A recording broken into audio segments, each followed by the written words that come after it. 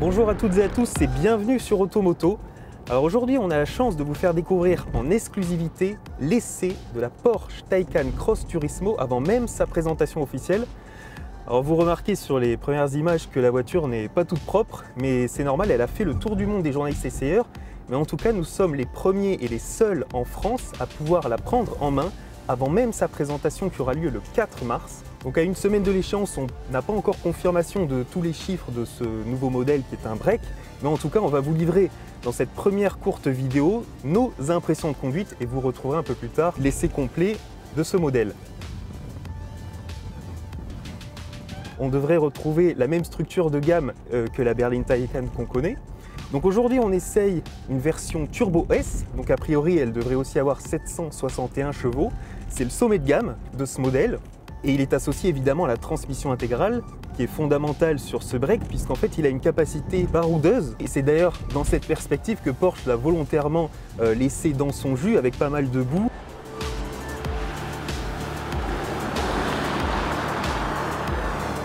Premier point positif qu'on peut dresser, c'est que malgré sa silhouette de break, on ne ressent pas le surpoids inhérent à ça. Et en fait, par rapport à la berline que j'avais eu l'occasion de conduire fin janvier dans le cadre d'un sujet comparatif de voitures électriques, on retrouve un comportement qui est très proche, c'est-à-dire que le véhicule est très performant, rivé au sol, avec forcément les batteries qui induisent un centre de gravité un peu plus bas.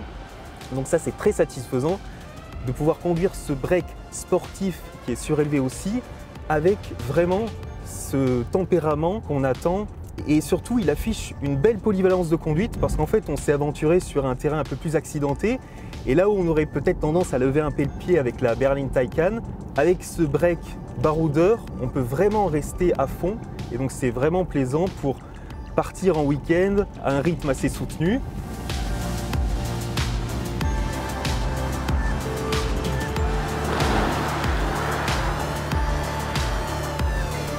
À l'instar de la berline, on retrouve une bonne insonorisation. En ville, c'est agréable parce qu'on a un environnement silencieux, un comportement aussi fluide, sans à-coups. Mais ce modèle, il est avant tout fait pour s'extirper de la zone urbaine, justement, puisqu'il est destiné à s'aventurer en tout chemin. Et à ce titre, on peut voir que, au-delà des modes qu'on a dans la Taycan berline de range, normal, sport et sport plus, ici on a naturellement un mode gravel qui permet donc d'avoir des réglages spécifiques pour un terrain un peu plus accidenté. Et puis ce véhicule est surélevé par rapport à la berline de 3 cm. Après, on peut aussi régler de manière individuelle ce paramètre. Mais en tout cas, ce qu'on peut retenir à l'issue de ce premier roulage dans cette Taycan Cross Turismo, c'est que ce break a vraiment pour lui cette force de polyvalence dans le comportement par rapport à la berline.